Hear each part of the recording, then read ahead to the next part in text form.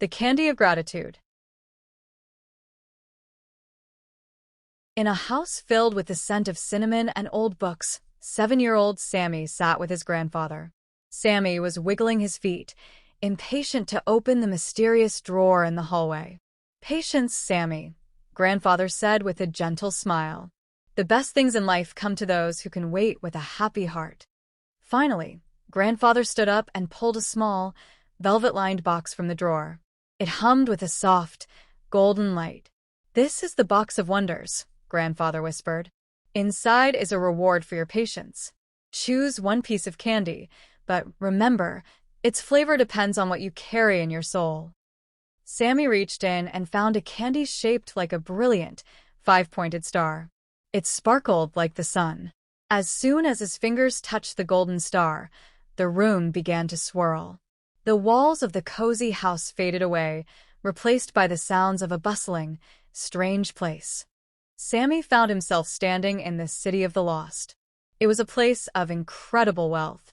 The buildings were sleek and modern, made of red metal and long rows of glass windows that stretched toward the sky. It looked just like a giant, futuristic red and white gallery.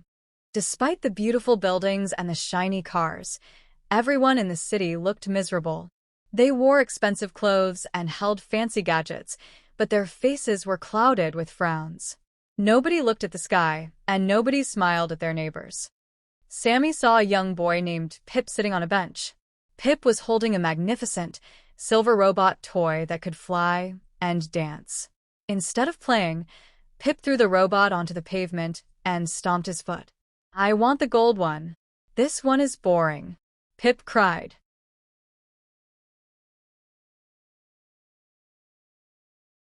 Sami watched as Amara sighed and adjusted her heavy bag.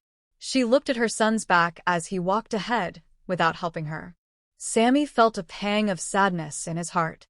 He realized that in this city, people had everything they wanted, but they didn't appreciate anything they had. Sami then saw a family sitting at a long, glass table in a fancy restaurant.